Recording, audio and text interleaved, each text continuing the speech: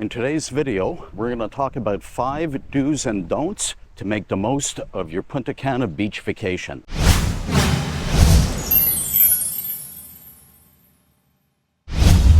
My first tip is never bury any part of your body in the sand on the beach in Punta Cana.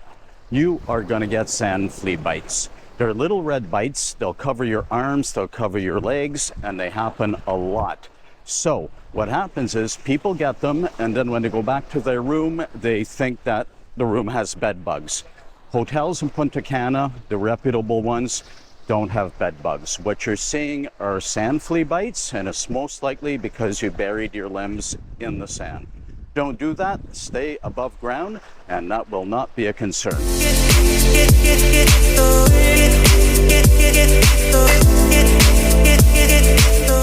My next piece of advice is to keep an eye on the tides.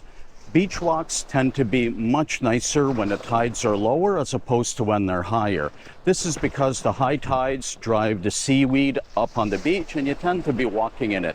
Whereas at low tide, the waters recede and the seaweed is much less prevalent. I'll give you an example. This is kind of a low tide walk right now, and have a look at the beach.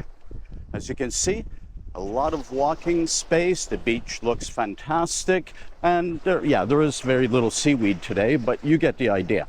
So how do you know when the tides are high or if the tides are low?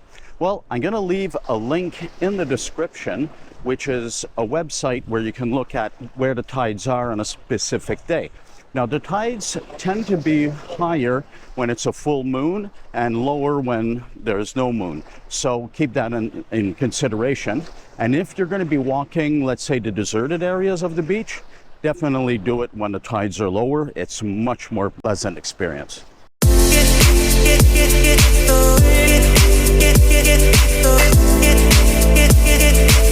The next tip I have is about dogs on the beach, and there's a lot of them. They're cute, they're fun, you can see them playing in the water, but there's 2 types of dogs here.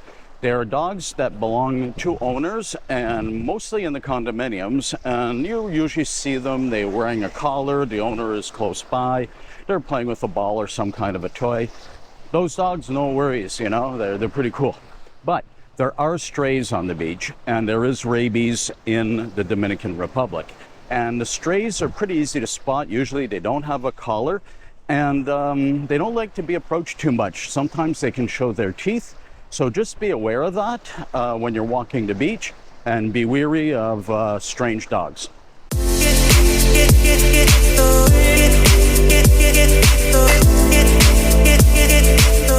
My next tip is, if you're going to go for a long beach hike, make sure to pack a well-insulated water bottle with cold water in it.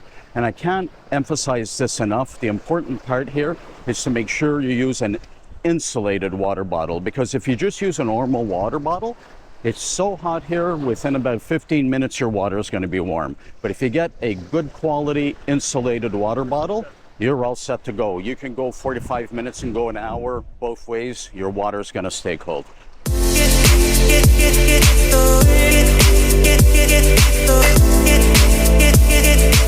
My next piece of advice is, if you're going for a walk and you don't want to be disturbed by beach vendors, do not bring a beach bag. Do not bring a pocketbook. When the beach vendors see a beach bag, they see a pocketbook or any item in which you could potentially have money, they will come and solicit you. If you don't have any of that, they will leave you alone. That tends to be my experience. Now, that does not mean that the beach vendors don't provide a valuable service. They do.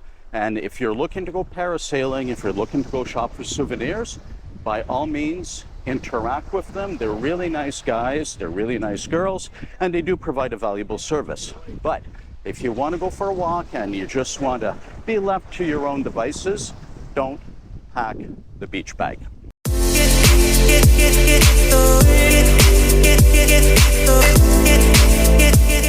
Now, another thing you want to be careful of and be aware of is that when you're walking near El Cortecito, you notice how there's not a lot of beachfront here. And the waves, when the tides are high and the waves are high, they can blow you right into this. These are roots from the trees, and they protrude and they're quite sharp. And if a big wave comes and knocks you off balance, you become a Dominican shish kebab, and that's not a good thing. I'm going to show these to you again so you can see how sharp they are. This is a real hazard, so be aware of it. And if you're walking, the tides are high, the waves are big, just be aware of what's both on your left and right sides.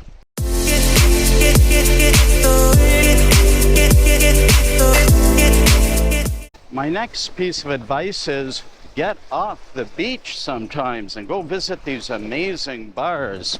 I've visited 10 great bars. I made a video about them, and I'll leave a link to that in the description. But look at this view and look at this beautiful bar. $5 a beer, you can't go wrong, and you can sit back, enjoy people watching, enjoy the nice view, flowers, music. Really can't go wrong. So we're going to stop for a beer, and I'm going to take this opportunity to thank everybody for watching. If you enjoyed my content, you can really help me out by hitting the like and subscribe button. And one more little piece of advice: if you're looking for excursions or things to do in Punta Cana, I would strongly recommend you follow the Things to Do in Punta Cana Facebook page. I'll leave a link to that in the description as well. Thanks for watching. We'll see you in our next video.